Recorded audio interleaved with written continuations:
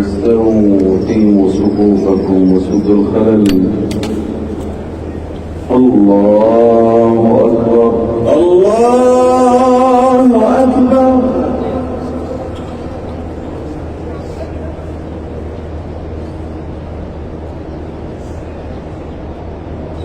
الحمد لله رب العالمين الرحمن الرحيم مالك يوم الدين إياك نعبد وإياك نستعين اهدنا الصراط المستقيم صراط الذين أنعمت عليهم غير المغضوب عليهم ولا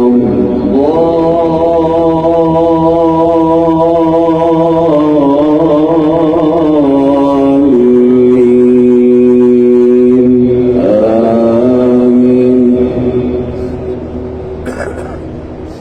وإذ قال موسى لفتاه لا أبرح حتى أبلغ مجمع البحرين أو أمضي حقبا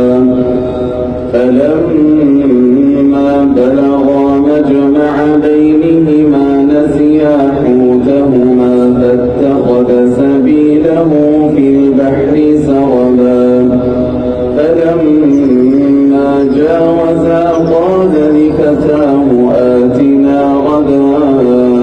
غداءنا لقد لقينا من سفرنا هذا نصبا قال أرأيت إذ أوينا إلى الصخرة فإني نسيت الحوت وما أنسانيه إلا الشيطان أن أذكره واتخذ سبيله في البحر عجبا قال ذلك ما كنا نبغ فارتدا على آثارهما قصصا فوجدا عبدا من عبادنا آتيناه رحمة من عندنا وعلمناه من لدنا علما قال له موسى هل أتبعك على أن تعلمني مما علمت رشدا قال إنك لن تستطيع معي صبرا وكيف تصبر على ما لم تحط به خبرا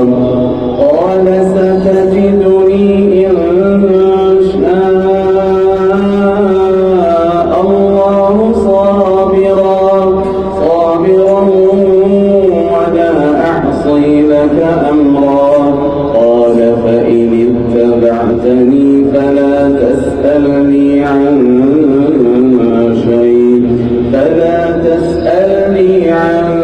شيء حتى أحدث لك منه ذكرا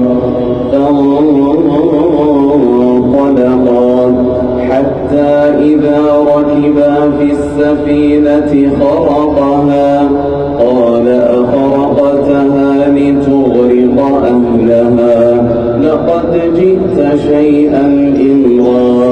قال ألم أقل إنك لن تستطيع معي صبرا قال لا تؤاخذني بما نسيت ولا ترهقني من أمري عسرا فانطلقا حتى إذا لقيا غلاما فقتله قال أقتلت نفسا زكية بغير نفس لقد جئت شيئا نكرا قال ألم أقل لك إنك لن تستطيع معي صبرا قال إن سألتك عن شيء بعدها فلا تصاحبني قد بلغت من لدني عذرا فانطلقا حتى إذا أتيا أهل قرية استطعما أهلها فأبوا أن يضيفوها فوجدا فيها جدارا يريد أن ينقض فأقامه قال لو شئت لاتخذت عليه أجرا قال هذا فراق بيني وبينك سأنبئك بتأويل ما لم تستطع عليه صبرا.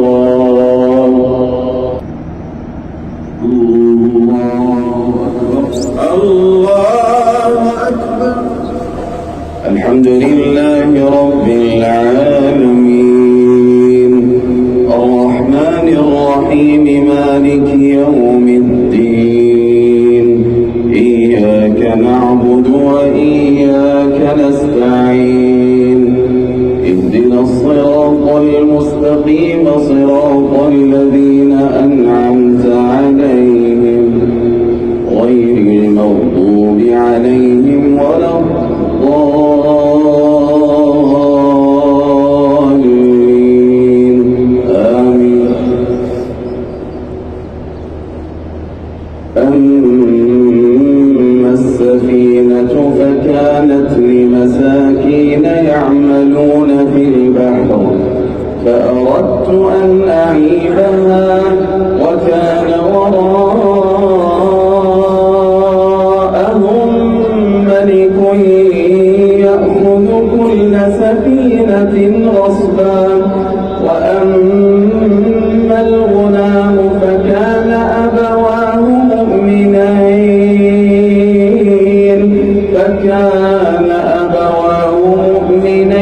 فخشينا أن يرهقهما طغيانا وكفرا فأردنا أن يبدلهما ربهما خيرا منه زكاة وأقرب رحما وأما الجدار فكان لغلامين يتيمين في المدينة وكان تحته كنز لهما وكان أبوهما صالحا فأراد ربك أن يبلغا أشدهما ويستخرجا كنزهما